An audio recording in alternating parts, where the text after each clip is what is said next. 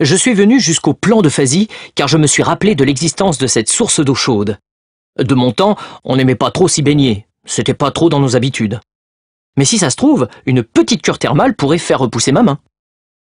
Pendant des siècles, les sources chaudes étaient un mystère. Maintenant, grâce à la géologie, plus de mystère. Les eaux du plan de Fazy se localisent sur la faille de la Durance. La pluie, ainsi que la fonte des neiges, s'infiltrent dans le sol et s'écoulent dans les roches cristallines. En circulant dans cette faille, jusqu'à 1000 mètres de profondeur, elle se minéralise et se réchauffe pour remonter et jaillir finalement de terre. Sa richesse en sels minéraux, sa température de 28 degrés en font une eau thermale efficace pour les maladies de peau, la mise en forme articulaire et purgative. Au temps des Celtes, la source aurait été un lieu sacré de guérison. Tombée dans l'oubli, elle est notamment réutilisée au XVIIIe siècle par les soldats de la place forte de Mont-Dauphin. En 1824, avec l'essor du tourisme thermal, on construit le bâtiment que vous voyez, appelé la Rotonde. La source jaillit alors à l'intérieur, divisée en 4 espaces avec bassins indépendants.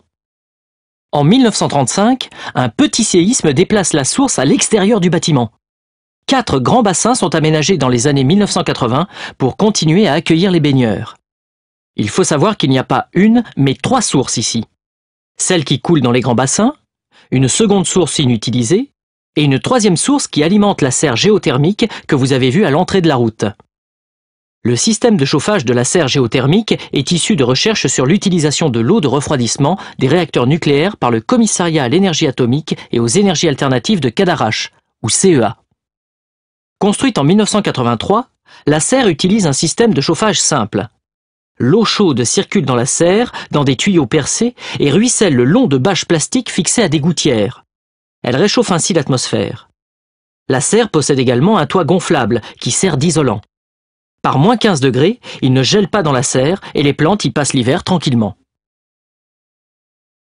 Dis donc, ce qu'on peut faire aujourd'hui, c'est fou! C'est comme le truc roulant avec lequel vous m'accompagnez. Comment vous dites déjà? La voiture!